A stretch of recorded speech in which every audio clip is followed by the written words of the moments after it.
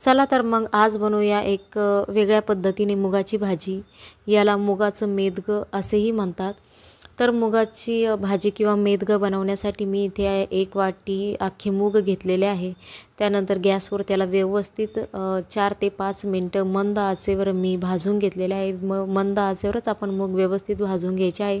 जर फुल गॅसवर तुम्ही जर ते भाजले तर ते जळतील आणि भाजीची चव चांगली लागणार नाही। त्यानंतर मूग मी कुकरमध्ये टाकून त्याला 2 ते 3 पाण्याने व्यवस्थित स्वच्छ धुतलेलं आहे। त्यानंतर शिजण्यासाठी जेवढं पाणी लागेल तेवढं पाणी आपण कुकरमध्ये टाकायचं आहे आणि चवीनुसार मीठ टाकून आपण कुकर गॅसवर ठेवायचं आहे। याच्या कमीत कमी 5 ते 6 शिट्ट्या तुम्ही करून घ्या, जेणेकरून आपलं जे मूग जे आहे ते व्यवस्थित शिजतील आणि गाळा होतील। मूग जेव्हा व्यवस्थित शिजले किंवा गाळा झाले तर भाजीची चव अजून वाढते। त्यामुळे ते मी व्यवस्थित त्याच्या 5 ते 6 शिट्ट्या करून घ्या कुकरमध्ये। त्यानंतर इकडे मूग शिजत आहे तोपर्यंत मी इकडे एका साईडला गॅसवर चपात्या करून घेतल्या आहे।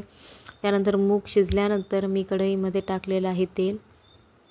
त्यानंतर मी यामध्ये टाकलेले आहे जिरे, मोहरी, त्यानंतर टाकलेला आहे कढीपत्ता। कढीपत्ता तडतडला की आपण त्यामध्ये टाकून घेऊया हिंग। ह्या भाजीमध्ये हिंग तुम्ही जरूर टाका, हिंगाने चव भाजीची वाढते। त्यानंतर मी इथे लसूण आणि मिरची मिक्सरमध्ये बारीक वाटून घेतलेली आहे, तेही मी तेलामध्ये परतून घेणार आहे व्यवस्थित। त्यानंतर मिरची आणि लसूण व्यवस्थित परतला की त्यामध्ये आपण हळद टाकून घेऊया। हळदनंतर आपण यामध्ये एक मीडियम साईजचा टोमॅटो मी ते वापरलेला आहे, त्याला व्यवस्थित मी बारीक चिरून घेतलेला आहे।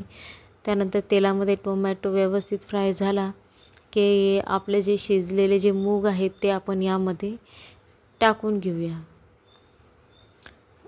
मूग आता व्यवस्थित मसाल्यामध्ये मिक्स करून घ्यायचे आहे आणि 5 ते 7 मिनिटं भाजीला उकळी येऊन द्यायची आहे। भाजीला उकळी आली की आपली इथे भाजी तयार आहे।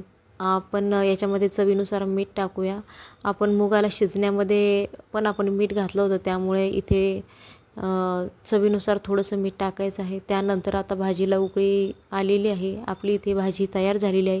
ही भाजी खायला खूप छान लागते, खूप चवदार लागते। तुम्ही ही भाजी नक्की ट्राय करून बघा आणि भाजीला काही नसेल तर हे एक चांगलं ऑप्शन आहे भाजीसाठी। त्यानंतर माझ्या इथे चपात्याही झालेल्या आहे आणि मुगाची भाजीही इथे तयार आहे। जर तुम्ही माझ्या चॅनलवर नवीन असाल तर माझ्या चॅनलला लाईक करा, शेअर करा आणि सबस्क्राईब करायला विसरू नका। थँक्यू। त्यानंतर एका प्लेटमध्ये मी आता भाजी सर्व करून घेणार आहे आणि पोळ्याही ठेवणार आहे। तुम्हाला ही रेसिपी कशी वाटली मला कमेंटमध्ये नक्की सांगा।